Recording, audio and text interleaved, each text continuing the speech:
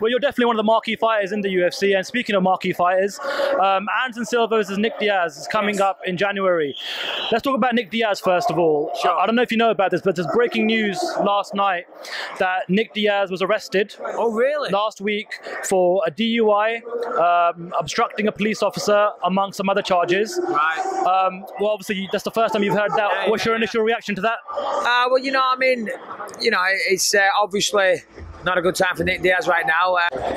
Shit. Well, he's a bad boy anyway, you know, he's got that reputation, but that's not good. It's sad. You know, I like Diaz and Nick Diaz, and I believe that he's a great fighter. So, you know, I feel sorry for him, you know, and you know, I read about it, and you never know if that really happened. You know, you never know what happened really happened. So, you know, but if it happened, I feel sorry for him. Do you think that something like that might even affect his upcoming fight with Anderson Silva, or maybe even his employment with the UFC? We've seen other fighters get arrested for other charges and be cut from the UFC.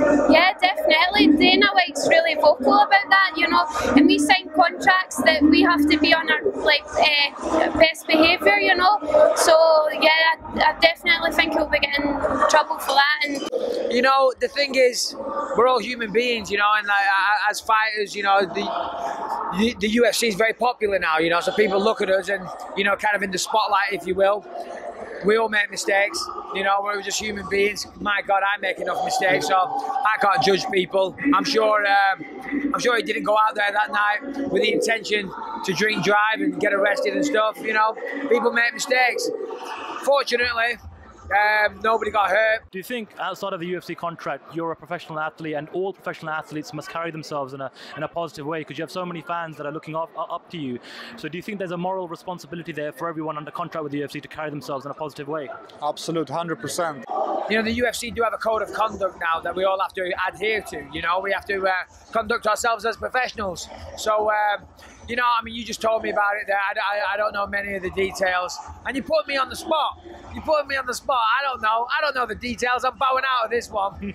yeah, like, I always be myself, you know, but I've been brought up really well that I can promote myself as being myself. But obviously, if you're in the public eye and you've got these people looking at you, you're only in the cage for like 15 minutes, and the rest of the time, all the other time, people are looking at you, like reading about you and stuff. So you want to have a good reputation. How do you feel about him coming into your weight class, and do you think you can maybe even fight him one day in the middleweight division? Listen, he's going to get smoked with Anderson Silva, and he's going to go back down to welterweight. You know, it's crazy. You know, listen, I've got nothing against Nick Diaz, man, but whatever he's smoking, it's some good shit, because he ain't thinking right.